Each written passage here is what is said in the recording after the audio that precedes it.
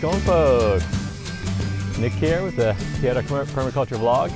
Otto, my co-star, or as some of you guys say, the star, and I'm the co-star, but he's back here. He just ran off, I think chasing a lizard or something right as we came out the door. Just want to thank all you guys because I hit over 300 subscribers this week. 300 subscribers, and that's just amazing. Thank you all so much for being part of my community and helping that number grow, subscribing, watching the videos, sharing the videos, all those things. That I really appreciate it, and it really makes me really happy.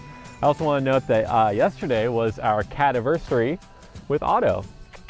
We got him, he showed up here in the backyard a year ago as of yesterday, and we basically took him in, and at first it was we're not so sure because he was just a stray cat, but we kept him for a few days, took him to the vet, got him fixed and all those things, and then he became ours. So happy cat-anniversary, buddy. Happy cat-anniversary. You're so sweet. Yeah, you can go wherever you want. There you go. Today I'm just gonna do a quick little update. I've done a lot this past week, just working back here since the last video. So I'm just gonna kind of walk around and show you guys what I've been doing. It's gonna be a shorter video today. I've done a lot of long videos, so I'm gonna try to make a short one. So without further ado, let's just get started. Once again, to this guy, happy cat-anniversary, bud. You good boy.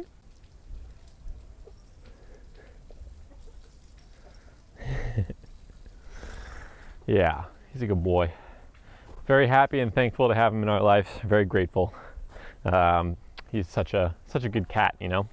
I love having I've never been like a huge cat person, so it's really interesting to now have a cat and actually, you know, love him so much. So it's really exciting. We're both Katie and I are very thankful he's in our lives, and we're happy to have him. And you can see he just follows me wherever I'm going back here. He's usually not next to me, but nearby. It's always easy to find him. All right, so the first kind of update is I finally installed the gutter on this chicken coop after over a year.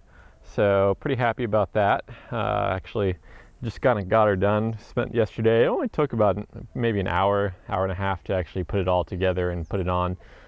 So yeah, super easy, super simple. It's clearly going to get a little bit clogged. I have to make sure I install some sort of first flush to get rid of all that dirty stuff. And for now, there's nothing below it except I just threw a bucket to catch what fell through the hole here once it got there. So gutters are super simple. If you have never installed one, you just need to make sure that you have a slight fall. If you look at the plywood up here, it's right at the top here, and then it slowly falls until it's quite much lower. So that's just going to basically direct all the water in here. As it falls down here, it's going to direct it this way, and it doesn't have to be much of a fall. I think it's like a 1/4 inch over 10 feet or something like that. So it's a really minor fall. I actually did more than that just to make sure I had a flow here. So super easy to install. All right, let's go and check out the chickens, and you'll see pretty quickly that there's a new addition here. Compost pile. Built this 3 or 4 days ago. And I'm just going to check out the temperature. All right, so we're at just under 130 there. So I'm actually quite disappointed in this. I was expecting this to kind of shoot up to 140 to 160, between 60 and 70, I should say, Celsius, if you guys are in that area. I was expecting that to shoot up pretty quick. I had quite a bit of various types of manure in here, both horse and chicken, and I made sure that the center bit was super hot. So I'm quite surprised that I didn't shoot up, but that's okay. That kind of happens, and you just kind of adjust during the first turn. So I'll just have to make sure I gather some extra manure material for when I actually turn the pile first time. And I'm not going to count that first turn as part of the like turn process, basically, because I'm going to be adding new stuff to it. So I built this compost pile a few days back. I just spent the day out here, and I just scraped clear all the base layer to add to the gardens, because that's basically old compost / topsoil. So I scraped all that away. Once I started scraping, the chickens obviously were very interested. I gathered all the material up top, all like the bedding material that was all over the place up near the top of the pen here. I kind of just gathered all that up and put it into a pile so it's ready for me. And of course, once I did that, once again, chickens very interested. They love having that all that bare soil exposed and to look for all the critters that are down there.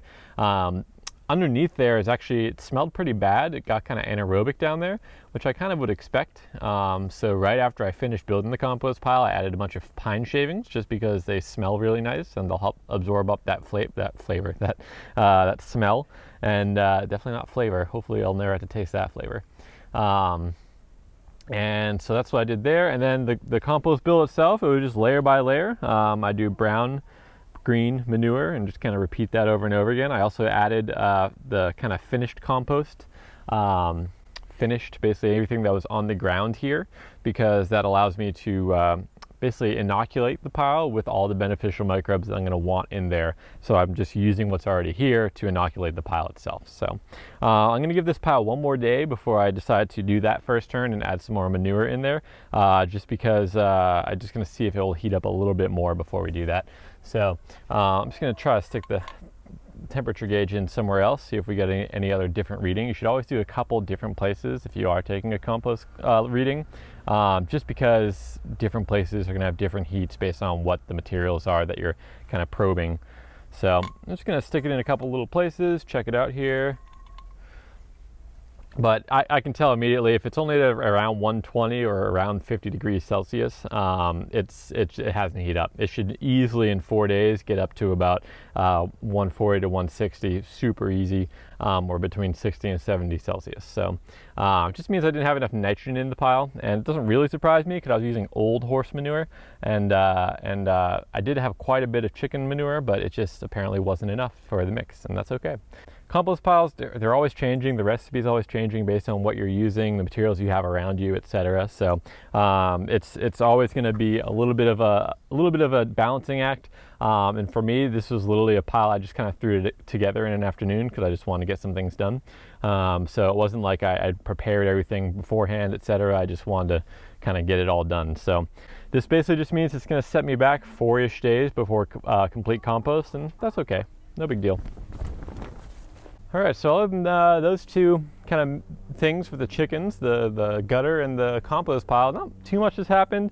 When I did take away all the topsoil from in there, I filled buckets full, and it was basically just compost topsoil, and I added it all throughout this garden, all throughout that garden there, and all around this garden, as well as wherever I had some clearing. I still have 2 5-gallon buckets full, so that's just kind of waiting to be spread. And that'll be spread whenever I need it, whenever I get to the next 2 beds I need to get planted and everything. So, but in here I just wanted to show you real quick I guess this one, the arugula, it's just kind of as it was, nothing much changed there.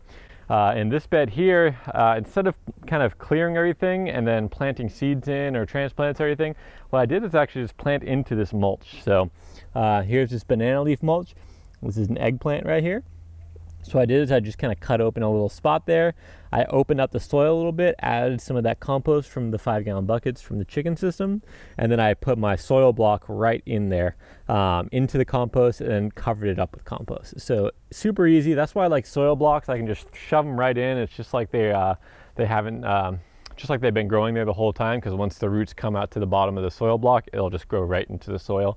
And that's what I really like about that soil block. I don't need to disturb it too much. It's not going to get handled too much, and most plants appreciate that, especially the more tender ones. And I think eggplant's one of those kinds. Everywhere you see these kind of pink flags, that's where I put an eggplant. I use these pink flags just because it's an easy way for me to know where I planted something while things are getting established, especially if they're little babies. So usually when I have soil blocks, I add these pink flags. So it doesn't look great in the garden. It's not like the most attractive thing in the world, but it's something that will at least allow me to know exactly where it is so I can check it out. I did add one into this bed just to have something different here, and then all throughout the rest I kind of cleared areas, added some of that compost topsoil mix, and I seeded directly in here. I seeded both dill and calendula, and we'll see if any calendula I've yet to have to come up and function, so I'm not expecting that to actually come up, but the dill I'm certainly hoping will come up, because the lady's been asking for dill for quite some time, and I'm trying to make it happen for her. We'll see if it works. You'll notice the pink flags, they kind of are somewhat in a row along the back there. That's just because that means I have this entire front space to then add in greens or whatever else I want, so it can kind of look like this in the front, greens in the front there. They get lots of sun, plenty of sun, and then the eggplant won't overgrow them. They won't kind of, if I put the eggplant right at the front here, it's going to block all the sun in the back of the bed, so I wouldn't really be able to grow anything back there. So I put them right on the edge where they still have decent amount of sun pretty early in the morning. But once this comes down, that's going to free up a lot of that morning shade coming into this garden bed over here. So that'll end up giving that whole middle eggplant row a nice little extra bit of sun, and I'm sure they'll enjoy that. But for the first few days, it's not supposed to be super rainy the next few days. That's why I put them in. It's gonna, maybe a little bit of a sprinkle, but I know eggplant doesn't love super wet, so I just put them in now, and I'll be able to monitor them and water them as they need to be watered. In this bed, we have lots of radish coming up. I reseeded amaranth a few days back when it was raining a lot, just because I didn't see much of the amaranth coming up. And in my bed further down, where I just sprinkled it into the mulch, it was all coming up super easy. So I just sprinkled some in here to give it another chance. There is some carrot coming up too in the back there. But this bed overall, I think there was so much rain right as I was seeding it all that it may have rotted some of the seeds. Like right after I seeded that, I think we got like 10 inches of rain the next week. So I'm not super surprised about that one, but we'll just kind of watch and see how we go. The radishes all seem to be doing quite well, and then hopefully the amaranth will end up taking over. This bed down here, the daikon radishes, they tend to be doing pretty well, I found. I did just reseed cilantro, and there's like a row of it growing right there. So I did a row there, and I did a row, I think just slightly further down. That entire row popped up immediately. This one, it's not coming up. So I don't really know what's going on here. It might just be the seeds. It might be how I'm planting it. It's just one of those things that I'm just kind of trying to figure out. I also planted a bunch of cilantro on this side, and I only see a couple coming up. So again, this is just kind of one of those things where I'm not really sure what the issue is, but I will figure it out eventually, and we'll get there. So right here, not really so much coming up, but we at least have one row over there of cilantro coming up. Down this bed, all the stakes you see, these are tomato. This is a Roma variety. I just wanted to see if I could try it here. There's only 4 in here, just nice and easily spread out, so I have other room. There's supposed to be a sweet potato bed, and right now there's just a bunch of this Asian green growing really well, so I'm just kind of letting that happen. So I'm not really going to turn this bed over completely. I'm just going to kind of plant into it instead. So that's what's going on here. Little baby tomatoes coming up, and we'll see how they do. And then last but not least down here, I'm just going to show you this final bed, the biggest new bed that I made here. And let's check out this chayote.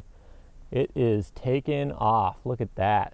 I think the last time I really showed this off, it was still underneath the mulch layer.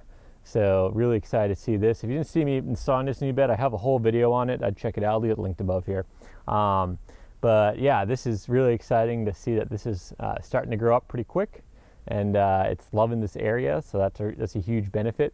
We still have a nice long row of Asian greens you can see here, all around the front. They mostly are taking. There's like a little bit of a gap just in this little area here. You can see there's not as many, but then as you get further down over here, all down there is a nice easy row, simple row.